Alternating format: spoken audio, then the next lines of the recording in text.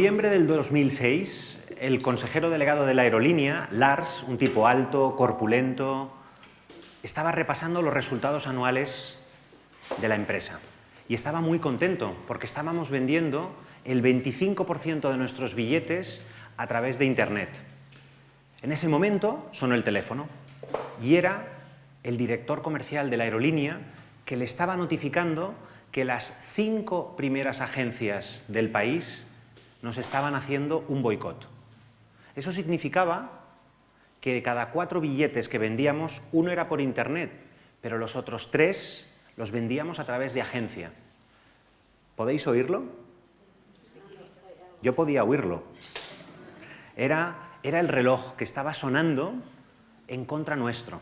Tic, tac, tic, tac. De hecho, pasamos de estar en números negros a números rojos en 2 días, de un viernes a un lunes.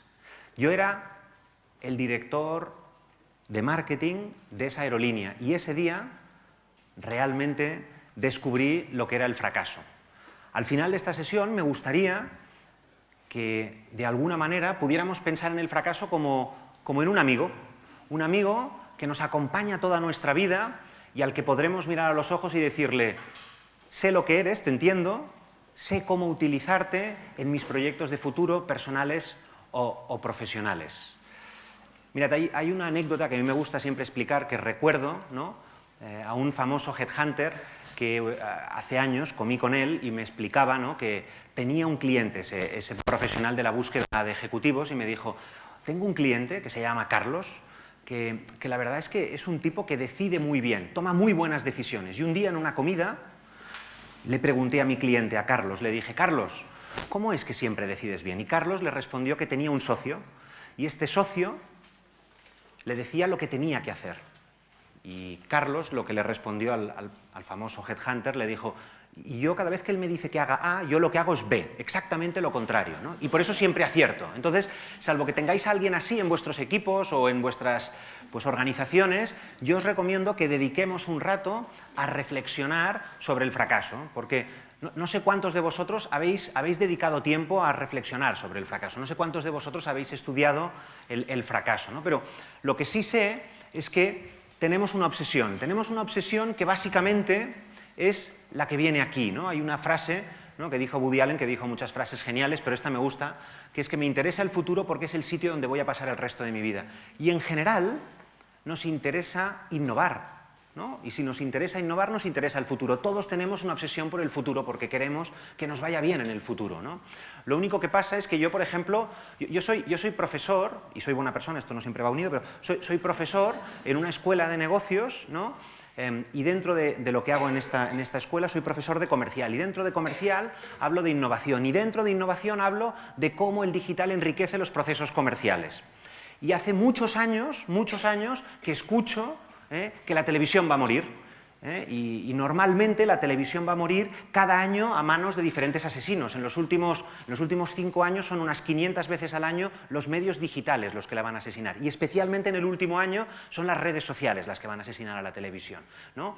Y lo cierto es que, no sé si lo sabéis, pero la tele está ganando audiencia básicamente por una cosa, porque ha integrado las redes sociales con los programas de televisión. Por lo tanto, ¿no?, los políticos, los economistas, los consultores, los periodistas, por supuesto los profesores y especialmente los de escuela de negocios, nos equivocamos constantemente a la hora de predecir el futuro, qué va a pasar con el futuro, aunque nos interesa mucho, ¿no? Y en relación a esto, lo que me gustaría preguntaros es: ¿quién de los presentes en esta sala, no ha fracasado?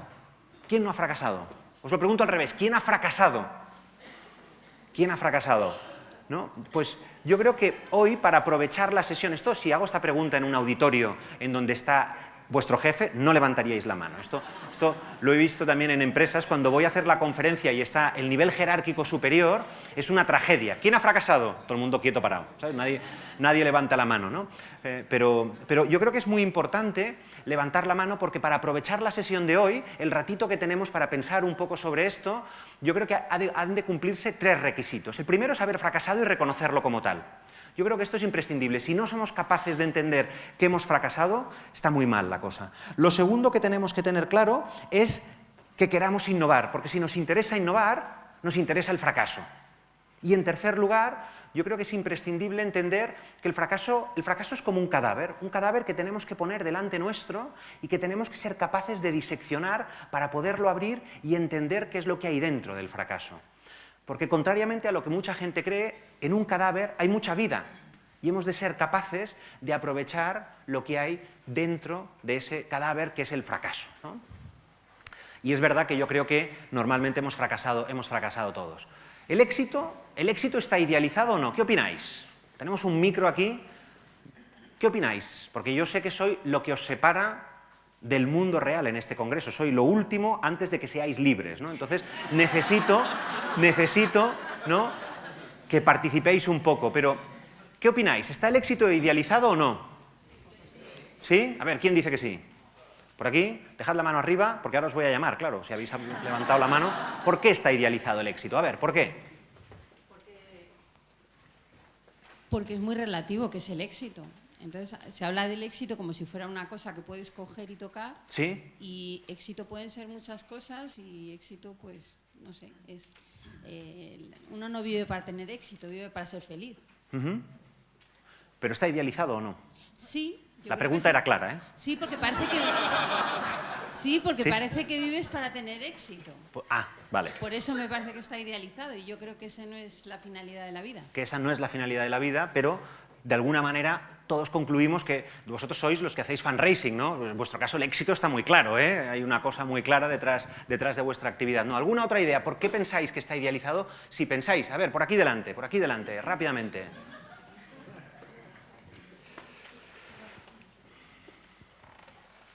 Pues yo creo que porque piensas en el éxito como esa meta fantástica a la que vas a llegar, que al final es un pastel de chocolate y cuando llegas, ¿sí?, equivale mucho más a un baño caliente, es decir, equivale mucho más a por fin descanso, después de estas semanas jodido pensando en este trabajo y ya, nos ha salido muy bien, pero si eres una persona normal, no dices, ¡ay, qué bien, voy a contar a ver el éxito que he tenido! No dices, vale, nunca llegas a tener el éxito, se acabó, vuelves a cero y venga, a por lo siguiente. Por lo siguiente, ¿no?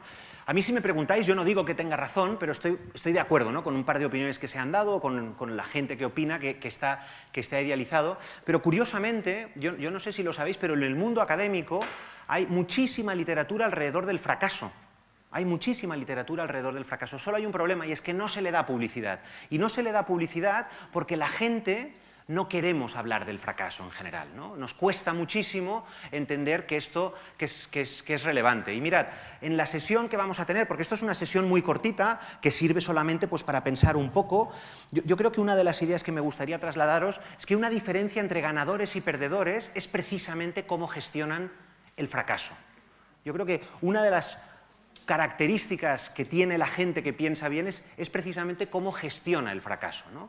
Y una de las dimensiones que me gustaría también dejar clara es que esto no va a ser una sesión académica, esto sencillamente pretende ayudaros y agitaros un poco. De hecho, lo que me gustaría es provocar un poco, ¿no? Y por otro lado, no pretendo dar ideas buenistas, ¿eh? Yo no pretendo decir que el fracaso es bueno, porque la idea es que el fracaso es malo, ¿eh? Fracasar es malo. Es malo para vuestras compañías, es malo para vosotros, es malo para la reputación, es malo para los ingresos. Es malo fracasar.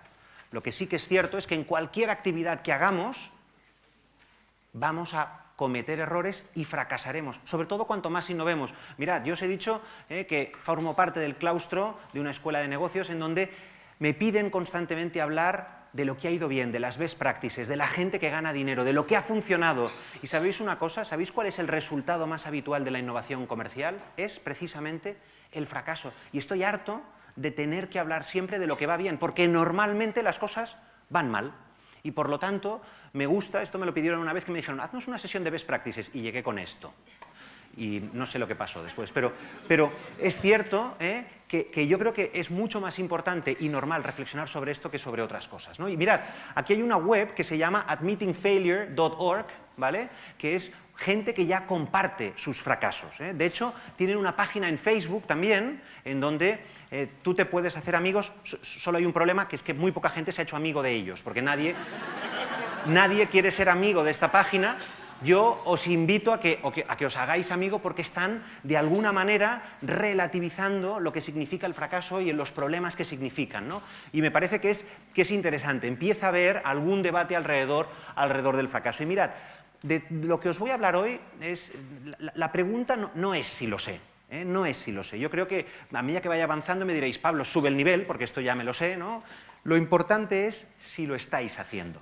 Esto es la clave, ¿no? Aquí veis las fotos de una famosa película que habla de un fracaso sonado, ¿no? De un barco que se hunde. Y lo que me interesa es que comprendáis que básicamente he utilizado estas fotos porque todo aquello de lo que os voy a hablar está basado en hechos reales, ¿eh? Bien sea porque es investigación en primera persona o investigación en tercera persona, pero en cualquier caso está basado en investigación que demuestra aquello que voy a estar compartiendo con vosotros, ¿eh? Y mirad, fracasar, una de las primeras ideas que me gustaría trasladaros es que fracasar no es lo contrario del éxito. No hay que pensar como que es la otra cara de la misma moneda. Fracasar es, para mí, el producto original antes de obtener el éxito. De hecho, el éxito es un subproducto del fracaso. Yo creo que, no sé, si tuviéramos que poner un símil, a mí me gustaría pensar que el fracaso es la gasolina que tenemos que poner en los motores de innovación de nuestras compañías para poder obtener el éxito. Fracasar es la moneda, de alguna forma, que vamos a tener que pagar para poder obtener ese éxito que no sabemos muy bien cuál es, ¿no? Que comentabas tú por aquí delante, que decías que lo obtienes, pero luego es insuficiente, ¿no? Entonces, yo creo que eso es un poco una de las primeras ideas que me gustaría trasladaros, ¿no? Y hace mucho tiempo que hay mucha gente que está compartiendo fracasos, ¿no? De forma involuntaria, pero por lo menos los comparten. Uno son los periodistas, por ejemplo. El famosísimo New York Times, en el año 36... del siglo pasado dijo, nunca un cohete saldrá de la atmósfera terrestre, perdonad, aquí hay un acento que se ha omitido, pero básicamente hasta el año 2013 se han lanzado unos 5.000 cohetes aproximadamente, ¿eh? Otra idea que me gusta también de un fracaso sonado es lo que veis aquí. Hubo alguien que dijo, faltan muchos años, yo no lo veré, para que una mujer sea primera ministra. Pues bien, esta frase, no sé si la dijo para provocar, pero la dijo precisamente la primera ministra del Reino Unido entre el 79 y el año 90, fue Margaret Thatcher, ¿eh? Luego, veis que en el primer caso era un periodista, en este segundo caso es un político, tengo ejemplos de ingenieros, los ingenieros me encanta cuando fracasan y cuando se equivocan, ¿no? Porque yo soy abogado, imagínate, profesor y abogado y buena persona, esto ya... Pues cuando ya fracasa un ingeniero ya me chifla, ¿no? Pero... mirad, hay un caso de alguien que no tiene estudios, pero la vida no le ha ido mal, y dijo lo que veis aquí. El spam estará solucionado en 2 años, esto lo dijo esta persona, y yo creo que él no recibe spam, pero yo sí. Yo todavía recibo spam, y en definitiva, ¿no? Son fracasos sonados alrededor, digamos, de gente que aparentemente estaba legitimada para parecer que no se iban a equivocar, ¿no? Incluso en el mundo de la empresa, en general, hay ciertas ideas preconcebidas alrededor del fracaso. Yo no sé si habéis oído esa leyenda urbana de que en gran consumo 8 de cada 10 productos fracasan. Es un dato inflado, solo fracasan 1 de cada 2.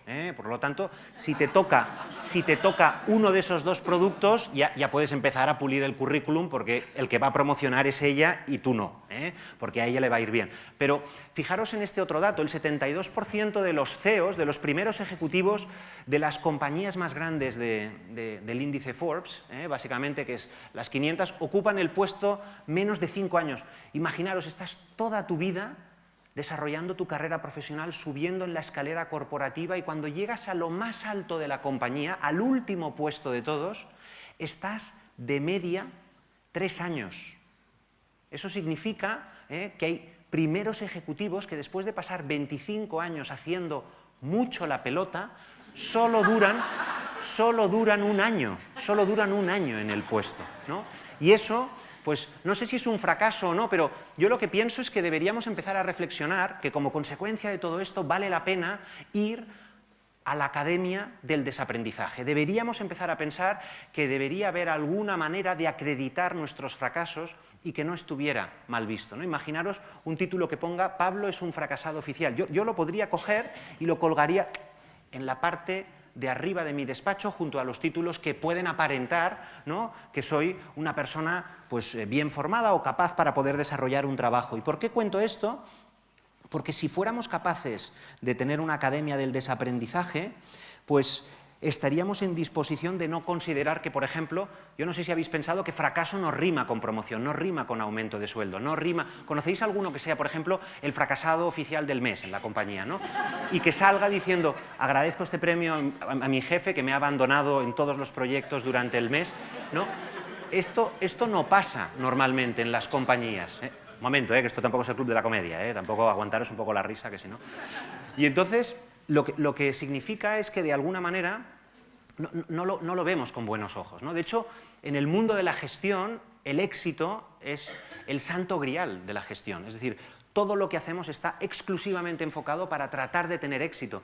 Pero si pensamos que tenemos que innovar, y normalmente cuando innovamos vamos a fracasar, ¿cómo es posible que no entendamos que esto forma parte de nuestra actividad? De hecho, es una contradicción en términos fundamentales. Cuando las cosas van mal, ¿qué nos piden? ¿Qué nos piden cuando va mal? ¿Qué te piden cuando van mal las cosas? Innova, ten ideas, ¿no? Cuanto peor va es, ten ideas, ¿no? Y en ese momento no va a llegar la innovación, va a ser mucho después, ¿no? Y mientras nos metan mucha presión para innovar, probablemente más fracasaremos. Cuanto más tengamos que innovar, más fracasaremos, ¿no? De hecho, hay una idea que me gusta, ¿no? Yo no sé si habéis visto este ejercicio, pinta dentro de la línea. Esta práctica, este ejercicio que se hace en los colegios, yo he dado esta conferencia en diferentes países, en diferentes regiones del mundo, y es un ejercicio universal, se hace en prácticamente todo el planeta. Lo importante es pintar dentro de la línea. Entonces, si yo os pongo esto, yo no sé si sabéis lo que es esto. ¿Alguien sabe lo que es esto? Una paleta para pintar. Alguna vez he oído que era un Pollock, que es un cuadro de un famoso pintor que se llamaba Jackson Pollock, que desarrolló una técnica de pintura a base de goteo en los años 50 y que fue extraordinariamente famoso y súper reconocido, ¿no? Pues lamento informaros de que esto no es un Pollock, esto es la mesa en la que pintan mis hijas, Y no sé si soy yo el que ve cosas raras, pero yo veo que dentro de la línea mucho no les gusta pintar. A ellas les gusta pintar normalmente fuera de la línea, les gusta pintar normalmente en este trozo que veis aquí, ¿no? Y no es muy dentro de la línea, es más bien fuera de la línea. Somos nosotros, como adultos, los que les estamos diciendo a nuestros hijos que pintar dentro de la línea está bien y pintar fuera de la línea está mal. Y probablemente ese es uno de los primeros problemas que tenemos, que por ellos no sería, es más bien por nosotros, ¿no? De hecho, ellos no fracasan cuando pintan fuera de la línea. Mis hijas en este caso no fracasan. Y ha habido gente que ha pintado fuera de la línea y no le ha ido tan mal. Hay un caso archiconocido que es el de Alexander Fleming, que sabéis que era un inventor, ¿no? Era un científico, pero era un científico un poco guarrete, porque dejó un plato Petri, que son estos platos que se utilizan, ¿vale?, en los laboratorios, lo dejó una noche, ¿no? Y cuando volvió al día siguiente vio que había salido un hongo en ese plato, involuntariamente. Él estaba buscando una droga maravillosa que curara muchísimas enfermedades y lo que pasó es que lo encontró, pero lo encontró por error, porque él no estaba buscando la penicilina, que es lo que descubrió en ese plato. De hecho, estaba buscándola en otros sitios, ¿no? O, por ejemplo, un caso menos conocido es el caso del científico, el doctor Spencer, que estaba buscando un radar de baja frecuencia, ¿no? Y pues estaba haciendo unos experimentos dentro de su laboratorio. Imaginaros el científico con la bata blanca impoluta que se acerca a la máquina en la que está tratando de descubrir ese radar de baja frecuencia, y lo que le pasó es que cuando se acercó llevaba una barrita de chocolate dentro de la bata, y lo que pasó es que esa barrita se le fundió, se le convirtió en chocolate derretido, y dijo, un momento, se fue a su casa, cogió un grano de maíz y lo llevó a su laboratorio, lo puso cerca del radar de baja frecuencia, enchufó el radar de baja frecuencia y ese grano de maíz se transformó en una palomita. Y la verdad es que como radar había descubierto un asco, pero en cambio, como microondas se iba a forrar, porque él, sin saberlo, acababa de descubrir el microondas. Y son fracasos dentro del trabajo que estaban haciendo, tratando de descubrir otras cosas. Por lo tanto, muchas veces somos nosotros, ¿no?, los que lo estamos, digamos, viendo con una óptica equivocada, ¿no? Productos que han fracasado, hay una compañía ahora mismo que parece que es la compañía que se utiliza como el ejemplo, ¿no?, a la hora de pues, hablar de productos exitosos y de una compañía que lo está haciendo francamente bien en innovación, que es Apple, ¿no? Yo no sé si conocéis este producto que hay aquí que se llama, es una consola de videojuegos que se llama Pipín, ¿vale? Yo no sé, ¿alguno de vosotros ha tenido esta consola de videojuegos que se llama Pipín? Es normal porque no vendieron ninguna, ¿eh? Y era una consola de videojuegos que costaba $600, pero no funcionó. No sé si el problema era que se llamaba Pipín o era otra cosa, pero no les fue bien. O este otro ordenador que estaba pensado para el mundo académico y generó demanda fuera del mundo académico y ellos no quisieron explotarlo por alguna razón y fue otro producto que fracasó. Y tienen muchos más, ¿no? De hecho, tengo también una cita de Steve Jobs. Steve Jobs dijo muchas cosas, yo he cogido la que me viene bien y lo que dijo fue que en ocasiones, cuando innovas, cometes errores. Lo mejor que puedes hacer es admitirlos de forma rápida y, sobre todo, continuar mejorando otras innovaciones que puedas tener, ¿no? Este concepto de rápido yo creo que es una idea que se va repitiendo, ¿no? Tenemos otro caso que es el de Google. Google también ha comprendido que está en la industria de la innovación. Ellos de alguna manera tienen que sacar muchos productos, el mundo de la tecnología exige innovar constantemente y han lanzado muchísimos productos que han ido mal, que han ido francamente mal. De hecho, uno de los más conocidos es el de Google Vídeos. El de Google Vídeos es el que veis ahí abajo a la derecha, pero bueno, en cualquier caso, ellos crearon Google Vídeos en el mismo año en el que se fundó YouTube. En el año 2005. Ellos compraron YouTube por $1.500 millones, que es más que la capitalización bursátil de algunas de las compañías del IBEX 35 hoy. La compraron 11 meses después de que se hubiera creado. Lo que pasa es que ellos tuvieron que cerrar su propia iniciativa de vídeos, porque la que triunfó fue la que estaba fuera de su compañía, que era YouTube, ¿no? Y es un ejemplo de una compañía que innova, pero que de alguna manera también comete errores y fracasa. Y a mí me interesa porque en el caso de Google ellos han comprendido que están en una industria que exige innovar mucho y por lo tanto ellos han comprendido que si estás en una industria donde hay que innovar, lo importante es comprender que vas a fracasar. De hecho, ellos tienen un lema para hablar de innovación. En el departamento de innovación tienen el lema que veis aquí, Fail fast, learn fast and fix fast. ¿En qué consiste esto? Básicamente consiste en entender que ellos se van a caer, ellos ya han asumido que se van a caer y han desarrollado un lema para entender cómo tienen que trabajar cuando fracasan, ¿no? Lo primero es lo mismo que decía Steve Jobs, cáete rápido, si te has de caer, cáete rápido. Lo segundo es aprende rápido y lo tercero, arréglalo rápido. Arreglar no significa que el proyecto tenga que salir adelante. Arreglar significa cambiar el objetivo, cambiar el equipo, cambiar la financiación, reenfocar lo que haga falta para arreglarlo. Arreglarlo no es empeñarse en que funcione. Arreglarlo es entender qué ha ido mal y en función de eso transformarlo, ¿no? Aquí hay un caso también muy interesante, es el de Starbucks. Aquí veis lo que es la evolución de la cotización en bolsa con el número de cafeterías que fueron abriendo durante este tiempo, ¿no? Empezaron en el 92 con 165 y en el 2006 tenían 15.000 abiertas. En este momento, en el año 2000, el primer ejecutivo de Starbucks dejó la presidencia ejecutiva de la compañía. Y este presidente, que se llama Howard Schultz, vino al IES, vino a mi escuela y dio una conferencia que está abierta, la podéis ver en YouTube y que os recomiendo ver porque realmente contiene perlas desde el punto de vista de management. A mí me parece una entrevista maravillosa y he recortado un pequeño fragmento que me parece interesante. Dejadme ponéroslo y lo comentamos.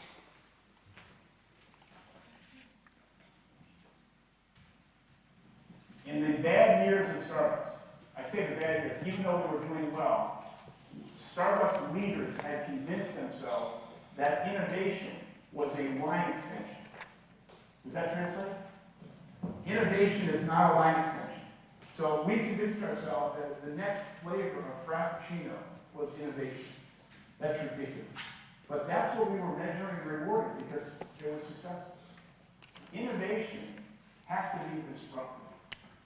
And I think every company represented here must rekindle the entrepreneurial DNA of their enterprise. And what that means to me is that you've got to kind of try and have the curiosity to see around corners. And once you identify or anticipate something, have the courage to go after it. I think if we look at the last year and a half, so much of the success of the company has been breakthrough innovation. I think rewarding innovation also means risk-taking. I don't want to reward failure, but I want to learn from it. And one of our board members has given us a great statement, and he said, you should do everything you can to push the envelope, and when you fail, fail fast. Because as managers and entrepreneurs, we do two things. If we hire somebody who we know is a bad employee, we're convinced that we can change their behavior. I've never seen anyone change. And we wait and we wait and we wait, and 6 months to a year later, we have to make a decision. The same thing is true on a new product or a new level of innovation. We're convinced, even though the consumer has rejected it, that we can figure out a way to make it succeed. And so I love the line. Do everything you can to push the envelope, but fail fast. And not everything's going to work.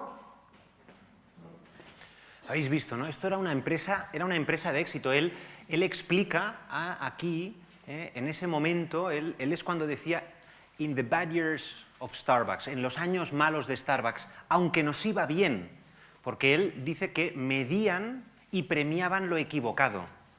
Y él habla de cómo estaban gestionando el éxito en su compañía. Tenían un refuerzo negativo porque les iba bien. De hecho, él cuenta una anécdota en la que, en este momento, cuando estaba precisamente en el pico de la cotización, él estaba en Nueva York y era invierno, hacía frío, llevaba un gorro, llevaba una bufanda, llevaba un abrigo, se le reconocía poco. Él es una celebridad en Estados Unidos hasta cierto punto. Quiso tomarse un café y entró en un Starbucks y pidió un café. Y el barista, el empleado de ese bar, le dijo, we are in a pretty close mode, estamos en el rollo de cerrar ya, ¿no? Podemos discutir si eso fue una respuesta equivocada o acertada, si eso fue un fracaso o no, este es otro debate, pero lo que está claro es que él dijo, esto va mal. Si yo como cliente, él no sabía que yo era el presidente, le pido un café y me dice, mira, no te lo pongo porque ya estoy cerrando, significa que hemos perdido la base, la esencia de lo que somos en nuestra compañía, que era un enfoque, una atención al cliente llevada a la enésima potencia. Y eso es lo que les había llevado al éxito. De hecho, lo que pasó es que después de esta cotización que veis aquí, la compañía empezó a caer. Él mandó un memorándum a sus empleados, a los altos ejecutivos, que se filtró a la prensa diciendo, chicos, vamos mal. Nos va muy bien, ganamos mucho dinero, pero vamos mal. No creo que esto sea sostenible. Y efectivamente, fijaros cómo cayó la valoración entre el año 2006 y el año 2009 aproximadamente. Y él volvió a ser ejecutivo, volvió a ser presidente ejecutivo de la compañía en ese año. De hecho, aquí veis lo que pasó con su vuelta, ¿no? Bueno, es una historia bonita, ¿no? En cuanto a que las cosas fueron primero muy bien, luego cayó y en definitiva él le supo dar la vuelta a la compañía, ¿no? ¿Cuántos de vosotros analizáis el fracaso? ¿Cuántos de vosotros dedicáis tiempo, recursos, esfuerzo a analizar el fracaso? Por aquí, a ver. ¿Qué es lo que haces para analizar el fracaso, por ejemplo? ¿Qué es lo que haces Pues cuando fracasas? intentar, bueno, yo lo comparo un poco como la experiencia de venir aquí. O sea, normalmente estás con el foco centrado en tu pequeña realidad del día a día, tus problemas, tus dificultades, tus obstáculos, lo interno, lo externo. Entonces se trata de levantar un poco el foco para ver lo que hay alrededor e intentar ver las pequeñas cosas que no eres capaz de ver cuando... O sea, tú tratas de abrir el foco para entender Sí. por qué no te ha ido bien, por Sí. ejemplo. ¿Qué otras cosas hacéis? ¿Otras personas que hayáis fracasado, que habéis levantado la mano? A ver, ¿quién más analiza el fracaso? A ver, por aquí, ¿qué es lo que haces cuando analizas el fracaso?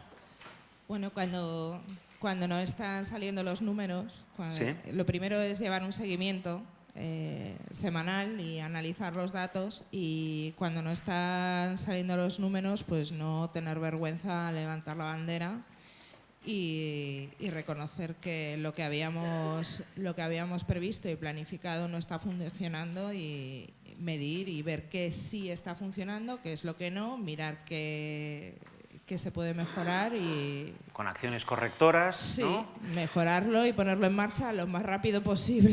Ok. Mirad, yo por la actividad profesional que tengo, trabajo normalmente pues, con equipos comerciales de marketing, con consejeros delegados digamos, en su parte de cabeza que dedican a comercial, con ese tipo de animales, de roles, de personas, ¿no? Y yo no sé si sabéis que los directores comerciales, cuando tienen que hacer un lanzamiento tipo test, sabéis que escogen un área geográfica y hacen un lanzamiento de producto en esa región, para ver si funciona o no funciona. Lo que no sé si sabéis es que normalmente esos directivos generan unas condiciones de mercado absolutamente óptimas para que en ese mercado el test funcione. Por lo tanto, es un sinsentido, porque tú estás haciendo un test de algo que quieres que funcione, ¿no? Entonces, claro, te va a salir bien, ¿no? Porque lo haces tan bien que al final es absurdo, ¿no? Y esto podemos discutir si se debe a que no te deja tu director general o que tú no tienes, digamos, no quieres fallar porque eres una persona que eres muy competitiva, por la razón que sea, pero esto es muy habitual. Sin embargo, yo no sé si conocéis en el mundo de la ciencia, ¿hay algún científico aquí? ¿Por aquí? No, nadie es perfecto, no pasa nada. Y yo no sé si sabéis que los científicos, cuando trabajan, ¿cómo te llamas? Xenia. Pues yo no sé si sabéis que los científicos cuando trabajan, el 70% de tu tiempo no sirve para nada, no descubres nada, ¿no? Entonces, normalmente esto podría suponer que el jefe de Xenia se acercara y dijera: Xenia, mira, de lunes a jueves no vengas, no te voy a pagar el sueldo, ven los jueves por la tarde, que es cuando descubres cosas, ¿no? Que es cuando innovas y a mí me sirve, ¿no? Lo que pasa es que, aunque parezca mentira, Xenia es feliz. Es feliz porque los científicos ya han asumido que esto forma parte de su trabajo.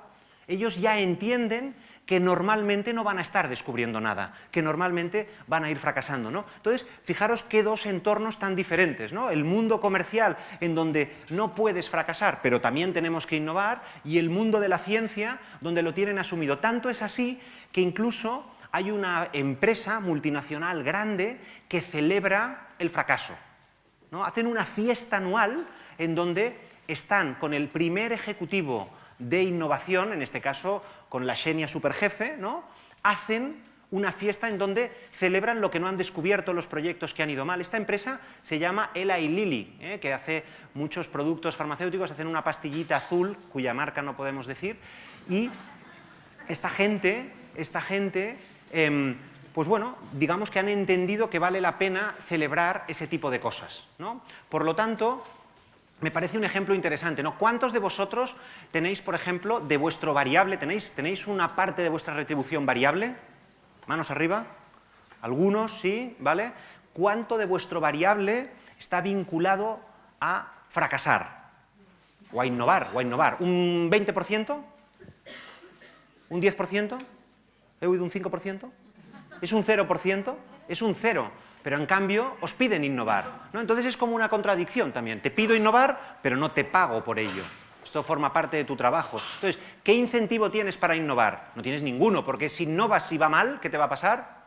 Te cortan el cuello. Entonces dices, no, mira, yo hago lo que tengo que hacer, pero voy a innovar lo justito para que no pase nada raro, no vaya a ser cosa que me vaya mal, ¿no? Por eso hace tiempo ya que, por ejemplo, una revista de management como Harvard Business Review dedicó un número entero a hablar precisamente del fracaso, ¿no? Y vale la pena, tiene sentido fijarse en el fracaso desde una perspectiva de management, porque yo creo que hay que comprender con qué modelos organizativos trabajamos, ¿no? Y hay que retroceder un poco en el tiempo. Mirad, antes, en el mundo productivo, trabajábamos básicamente con nuestras manos, con nuestra fuerza, digamos, corporal. Y en esa época era muy relevante lo que es la consistencia, la repetición de las tareas. Lo importante no era pensar, había alguien que pensaba y los demás lo único que tenían que hacer era repetir. Y la mayoría de los sistemas de management que empleamos en casi todas las organizaciones vienen de esa época, vienen de una época absolutamente industrial. Incluso los modelos educativos también vienen de un modelo eminentemente industrial. Sin embargo, a medida que fue evolucionando la forma de la economía que tenemos, los modelos productivos, las manos dejaron de tener sentido y empezó a tener mucho más sentido todo aquello que tenía que ver con nuestra cabeza, con nuestra forma de pensar, con nuestra forma, digamos, de innovar, ¿no? Hay dos compañías que vale la pena, ¿no?, comentar rápidamente cómo funcionan, porque son dos modelos que de alguna manera en el año aproximadamente 2007 tuvieron dos resultados corporativos completamente diferentes. Una es General Motors y la otra es General Electric. Tienen una diferencia de 60.000 millones de dólares en el año 2007, porque tenían dos modelos de producción completamente diferentes. General Motors, una empresa con grandes capacidades de producción, decisiones súper centralizadas. ¿Qué les pasó? Que estaban obsesionados en el proceso, en hacer bien las cosas. Exclusivamente lo que les interesaba era repetir y repetir bien, punto. Lo que pasaba es que no tenían ningún interés en evolucionar, en cambiar. Estaban tan preocupados por repetir que no hacían nada más que repetir. Y esto tuvo un refuerzo negativo durante muchos años. Muchos años les fueron bien las cosas, pero sus competidores fueron innovando progresivamente y les acabaron adelantando, ¿no? El caso opuesto es el de una compañía como General Electric, que tienen una ejecución basada en el aprendizaje, donde básicamente hay una idea igual de relevante alrededor de la repetición, pero mientras repiten están completamente obsesionados con mejorar, con avanzar, con innovar. Porque ellos han entendido que la repetición es insuficiente, que con solamente hacer bien lo que tienes que hacer es un factor puro de higiene, pero lo que interesa es, además de estar repitiendo bien las cosas, tratar de ver cómo puedes recoger información de lo que estás haciendo de tal manera que te permita avanzar. De hecho, la diferencia entre estas dos compañías pasa también por entender que las compañías que están basadas en la eficiencia solo repiten y no dejan a sus empleados pensar. Los consideran, entre comillas, exagerando mucho, como robots. Sin embargo, las compañías como General Electric permiten que los trabajadores compartan entre ellos, trabajen, evolucionen, de alguna manera están todo el día interactuando, no tienen que estar dentro de la línea. ¿Recordáis el ejemplo que decía de pinta dentro de la línea? Es radicalmente diferente la manera de trabajar, ¿no? En los modelos antiguos, básicamente, lo que funcionaba era evitar la variabilidad. Lo único que nos interesaba cuando teníamos que trabajar en este tipo de entornos era repetir, escala, consistencia. Esas son las palabras que eran relevantes. Sin embargo, en los modelos productivos eso no funciona.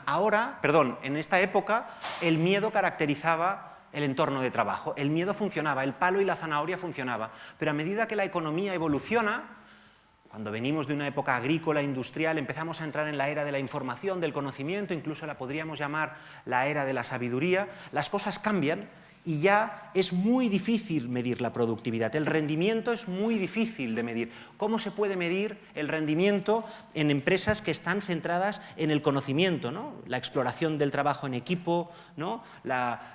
¿Cómo lo vas a medir? ¿A través de contar el número de llamadas que han hecho, de los correos que han respondido, de las reuniones que han mantenido? Todo eso es muy difícil, ¿no? Y por lo tanto, en este momento, el miedo como elemento de gestión no solo nos sirve, sino que es absolutamente contraproductivo, ¿no? Mirad, antes de avanzar ya al último bloque de la presentación, me gustaría explicaros, ¿no?, una idea que es capital a la hora de entender cómo entendemos el fracaso, ¿no? ¿Por qué tenemos ciertas ideas alrededor del fracaso? Estas son mis hijas, Gabriela y Adriana. Están pintando, como podéis ver, es otra mesa, es una mesa diferente. En esta pintan dentro de la línea, ¿eh? Y me gusta poner este ejemplo porque hubo una psicóloga de la Universidad de Stanford que se llama Carol Dweck, que lo que hizo es, básicamente hizo una investigación con niños y entendió que había dos tipos de niños. Los niños, en función de cómo ven hacer una tarea, piensan que su cerebro funciona de dos maneras. Dejadme poneros un ejemplo. Hay niños que entienden la inteligencia como algo finito, como un cajón cerrado. De tal manera que estos niños tienen interés en hacer tareas repetitivas, porque entienden que lo importante es responder bien a los retos que se les plantean, de tal manera que cuando tienen un reto por delante, lo que hacen es coger de esa bolsa de conocimientos la respuesta correcta y aplicarla. Y por lo tanto, estos niños, cuando les enfrentas a tareas nuevas, no les van a parecer interesantes, no van a querer hacerlas, porque para ellos el concepto de inteligencia es algo cerrado. Es algo que no es algo que puedas malear, ¿no? De hecho, estos niños crecen y acaban sentados en esta sala con nosotros, ¿no? Y lo que pasa entonces es que como directivos, como ejecutivos, lo que les pasa es que no quieren hacer cosas nuevas, lo que quieren es repetir. y coger de esa bolsa de conocimientos lo que saben que pueden responder correctamente. Sin embargo, hay otros niños que han sido premiados por el esfuerzo y la creatividad en el desarrollo de tareas. Y esos niños entienden la inteligencia como algo maleable. Entienden que la inteligencia es algo que se puede trabajar y lo de menos es responder bien y lo demás es hacer las cosas para disfrutar. Es decir, para ellos lo importante no es la respuesta, para ellos lo importante es el proceso y si algo no funciona cambian la manera de hacerlo. Por lo tanto, a unos niños les interesa repetir y a otros niños les interesa desarrollar, crear, innovar. Son dos maneras de entenderlo. Hay una anécdota maravillosa de un pensador alrededor de la educación que se llama Sir Ken Robinson, que una vez estaba visitando un colegio con una profesora y era el momento de pintura en clase, el momento de dibujo libre, ¿no? Y se acercó con la maestra a hablar con esa niña y le dijo, ¿qué estás pintando? Y la niña le dijo, estoy pintando la cara de Dios. Y la maestra le dijo, pero eso es imposible, nadie le ha visto la cara a Dios. Y la niña le respondió, si se espera un minuto se la enseño porque estoy a punto de acabar ya. ¿No? ¿Qué significa eso? Lo que significa, básicamente, es que cuando los niños no saben algo, ¿qué es lo que hacen? Se lo inventan y somos nosotros los que les decimos lo que está bien y lo que está mal, lo que es pintar dentro de la línea o lo que es pintar fuera de la línea. Y ese es uno de los problemas que tenemos, ¿no? Por eso tengo esta idea de poder ir a la Academia del Desaprendizaje, ¿no? Hay alguien que para mí ha recogido muy bien esta idea de lo que es básicamente esforzarse por entender el proceso y los resultados es secundario, ¿no?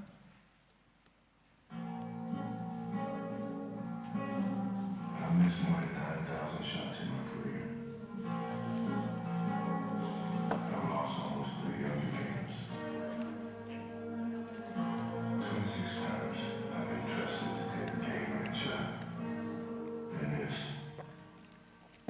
I've failed over and over and over again in my life.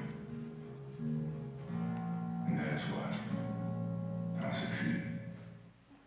Bueno, el texto, os lo tengo que decir, no lo escribió él, pero le ha quedado bien, ¿no? Se lo hizo alguien. Pero la idea me gusta porque en el fondo con esto comprendemos que lo importante es practicar y, en definitiva, el resultado viene después, ¿no? Lo importante es entender el proceso y no los resultados como tal, ¿no? ¿De qué aprendemos más? ¿De los éxitos o de los fracasos? Por ejemplo, ¿quién cree que aprendemos más del fracaso? ¿No? Pues aproximadamente un 70% de la sala. ¿Quién cree que aprendemos más del éxito? No salen los números, es álgebra básica esto. ¿Estáis vivos? ¿Sí? Por ahí detrás hay uno que dice que sí, entonces es 99, dime tu nombre. ¿Cómo? Andrés, muy bien, gracias Andrés. Pues mirad, digamos que en la mitología del management, básicamente existe una idea que significa que cuando cometemos un error somos gente con capacidad autocrítica de tal manera que consideramos ese error como un terreno abonado para querer entender lo que ha pasado de tal manera que podamos aplicar los efectos correctores que nos permitan obtener el éxito. Me miráis raro, pero creo que lo he dicho bien, ¿eh? ¿Sí? ¿Lo entendemos esto o no? O sea que tenemos la capacidad de decir, me ha ido mal y he entendido que he fracasado y por lo tanto voy a tratar de aprender por qué he fracasado. Pues bien, lamento informaros de que esto es rotundamente falso. Es decir, normalmente los humanos, los bípedos, los homínidos, estamos diseñados para vernos con buenos ojos. Y esto impide que básicamente podamos aprender del fracaso. Dejadme poneros un ejemplo rápido, ¿no? Yo pongo la foto de un deportista de élite, da igual que haya tenido éxito, que ahora a lo mejor no tenga tanto éxito. Podría haber puesto cualquier fotografía, pongo la de él porque sé que es alguien conocido, Y en definitiva, yo no sé si consideráis que en el mundo del deporte hay dos tipos de deportistas. Los deportistas que cuando ganan, por ejemplo, un piloto de Fórmula 1, ganan porque dicen, yo he conducido muy bien, o los pilotos que cuando pierden dicen, yo lo he hecho muy bien, pero el equipo lo ha hecho muy mal. Me han puesto mal las ruedas, no hemos hecho la estrategia correcta, el motor no funciona lo suficientemente bien, pero si de mí dependiera, yo lo habría hecho bien. Pues bien, esto que vemos aplica exactamente igual al comportamiento que tenemos todos en el mundo real. Es exactamente así. De hecho, hay dos teorías que explican un poco en qué consiste esta idea que os estoy tratando de aportar, ¿no? Una es la teoría de la atribución del éxito y el fracaso, ¿no? Y esta teoría, básicamente, lo que dice es que los humanos tenemos una tendencia muy pronunciada a atribuir el éxito a factores internos y a atribuir el fracaso a factores externos. Yo creo que esto es muy sencillo de entender. En general, nos gusta pensar que si va bien es por nosotros y si va mal es por los demás. De hecho, cuando a los demás les va bien, no es por ellos, es por el entorno. Esto también es algo que suele suceder muy a menudo, ¿no? Y esto que suena a broma, esto es un estudio, por ejemplo, de Harvard en este caso, con investigación empírica que demuestra empíricamente lo que estoy explicando. Hay literatura que opina otras cosas, pero básicamente esta teoría se puede complementar con la teoría de la ambigüedad en la responsabilidad, en donde tú puedes entender que ha habido un fracaso y que puedes ser tú parte de ese fracaso, pero lo que pasa es que lo que haces es dispersar la responsabilidad y dices, bueno, es que yo tampoco podía hacer tanto, dependía de mí, pero tampoco podía hacer tanto, ¿no? Os voy a poner un ejemplo para tratar de explicar en qué consiste esto, y es un experimento que se hizo con 10 años de información con 71 cirujanos cardiotorácicos, a través de la aplicación de una nueva técnica quirúrgica en 6.500 cirugías. Yo no sé si sabéis que en la cirugía cardiotorácica es fácil comprender cuándo has tenido éxito o has fracasado. Entonces, en ese contexto, les preguntaron a los cirujanos, cuándo aprendían y cuándo no. Y fijaros, ellos aprendían cuando tenían éxito ellos mismos, aprendían mucho del fracaso de terceros, ¿no? Aprendían del éxito de ellos si también habían fracasado o a la inversa, porque normalmente tú aprendes de tu fracaso cuando has tenido éxito. Y por último, aprendías del fracaso tuyo si fracasaba todo el mundo. Si todo el mundo fracasaba decías, bueno, yo también fracaso. Pero os fijáis que aquí no hay ninguna cajita que recoja que aprendes de tu fracaso. Porque si tú eres un cirujano que consistentemente después de la operación no se levanta el bípedo que tienes tumbado en la camilla, eso lo que demuestra es que eres un mal cirujano. Y eso no te gusta porque a nadie nos gusta vernos como un mal profesional o un mal padre o un mal lo que queráis, ¿no? Por lo tanto, ¿no? Esto demuestra que como individuos nos cuesta mucho aprender del fracaso, ¿eh? Es importante comprender que no aprendemos igual como individuos que como organizaciones. Son dos conceptos de aprendizaje diferentes sobre los que hablaré ahora muy rápido. La culpa es algo que todos comprendemos que está asociada al fracaso. Una pincelada muy rápida, que sepáis que hay varias formas de tener un comportamiento disfuncional alrededor de la culpa. De hecho, se ha hecho una investigación con más de 200.000 personas que se ha demostrado que el 70% de esas 200.000 personas tienen un comportamiento disfuncional alrededor de la culpa. Básicamente hay 11 comportamientos que se resumen en 3. Extrapunitivos. Yo siempre culpo al de fuera. Digo, yo no he sido, ha sido él. Los intrapunitivos, pase lo que pase, me culpo a mí mismo. Esto es una disfuncionalidad respecto a la culpa también. He sido yo, siempre soy yo, la verdad es que me equivoco mucho, ¿no? Y el tercero es el apunitivo, que es el que dice, aquí no ha habido un fracaso y si lo ha habido, yo no he sido, ¿no? Esto es el tercer tipo de comportamiento disfuncional. Os cuento esto porque en esta sala estamos un 70% de las personas con un problema respecto a la culpa. Es importante saber en qué grupo estás, en ese 70 o en ese 30, y dentro de ese 70 si eres extra, intra o apunitivo. Es importante hacerse un pequeño autodiagnóstico. Aquí lo dejo, ¿no? Las organizaciones aprenden diferente. Yo no sé si mira, esta es mi hija Gabriela. Mi hija Gabriela se está comiendo una galleta, aquí. ¿Quién ha cocinado con un niño? Muchos de vosotros, ¿no? ¿Qué pasa cuando cocináis con un niño? ¿Qué pasa cuando cocinas con un niño? Que acaba todo hecho un Cristo. Acaba todo hecho un Cristo, dicen por aquí. Sí, la cocina con niños está sometida a dos leyes implacables, la ley de la gravedad y la ley de la fuerza centrífuga. La ley de la fuerza centrífuga es que todo lo que bates sale del plato, y la ley de la gravedad es que lo que sale del plato acaba en la cortina del salón o en la alfombra de tu habitación. No sé cómo, de la cocina se teletransporta ahí. Yo cocino con mi hija Gabriela y con mi hija Adriana y me pongo nervioso. Yo me pongo nervioso. Me pongo nervioso porque para lo que para ellas es una innovación, para mí es un desastre, ¿eh? O sea, sardinas, por ejemplo, con Nutella no pegan y a ellas les puede parecer sugerente, ¿no? Entonces, Os cuento esto porque cuando tú con un niño estás cocinando, ¿no? Y bueno, no sé, yo os cuento lo que me pasa a mí. Yo me enfado con mis hijas y les digo, me enfado, cuando uno se enfada ya sabéis lo que es. ¿Qué pasa cuando te enfadas con un niño?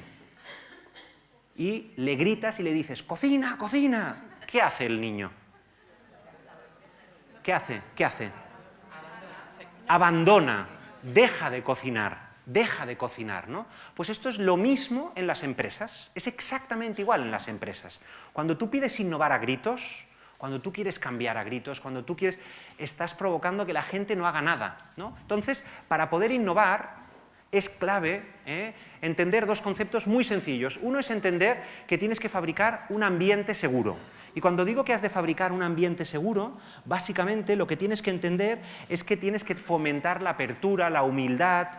Tienes que entender que tienes que formular preguntas con interés genuino en las respuestas que te pueden dar. Significa aceptar que no tienes la respuesta a todos los problemas complejos a los que te enfrentas. Y significa, por último, que tienes que retribuir también el fracaso, en definitiva la innovación.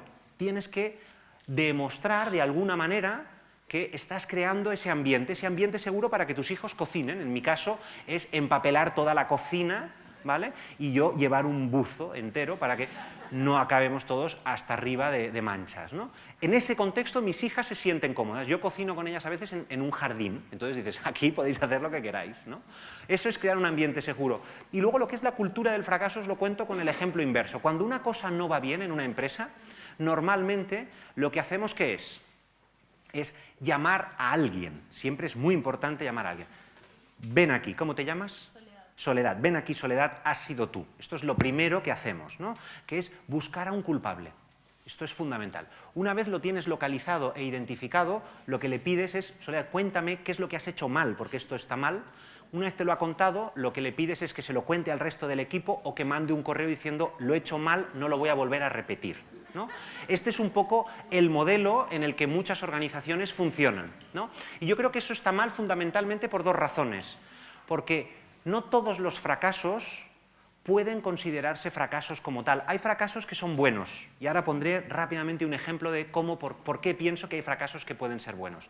Y en segundo lugar, porque lo importante en las organizaciones no es ver quién ha sido, sino qué ha pasado, que son dos conceptos completamente diferentes. Y normalmente, no tenemos tiempo hoy para verlo, tenemos una tendencia a identificar a individuos más que a entender procesos, porque es muy difícil normalmente entender que ha sido una sola persona la que ha cometido el error. Normalmente es algo muchísimo más acumulativo, ¿no? Entonces, aquí hay fracasos, ¿no? Hay diferentes tipologías de fracasos. Hay fracasos evitables en operaciones predecibles. Estos fracasos son malos. Pinta dentro de la línea. Muy bien, estás en una fábrica y tienes que apretar tuercas. Aprieta la tuerca, no hace falta que pienses mucho. ¿De acuerdo?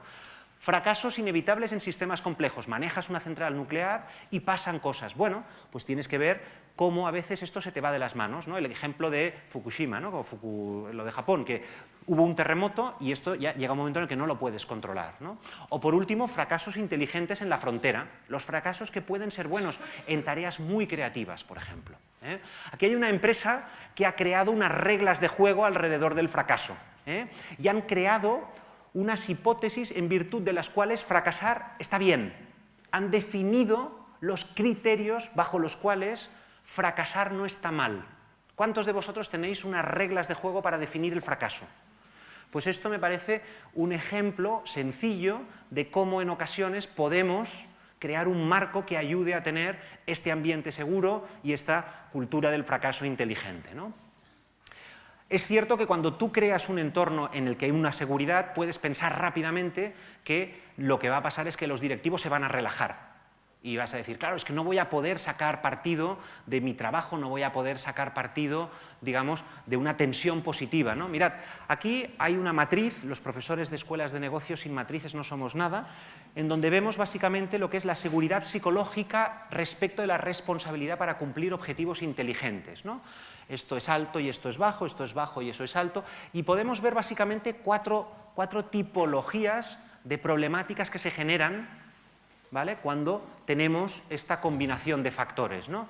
Normalmente, cuando la seguridad psicológica es baja y la responsabilidad para cumplir objetivos exigentes es bajo, lo que tenemos es una empresa con zombies, muy habitual en empresas grandes, ¿eh?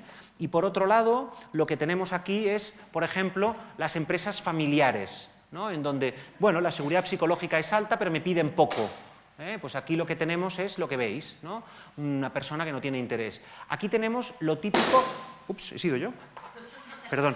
Aquí tenemos, por ejemplo, bancos de inversión, consultoras, que no te puedes apoyar en nadie, que vives muy desprotegido y, en definitiva, que genera mucha tensión. Y luego tenemos zonas de aprendizaje que son realmente las empresas que lo entienden bien. A mí hay una pregunta que me hicieron mis padres y que nos han hecho a todos, que es el día en el que entiendes que tienes mucha seguridad, pero que al mismo tiempo te ponen objetivos muy exigentes, y es el día en el que tú quieres salir por la noche y tienes exámenes, y tus padres te dicen, tú sabrás.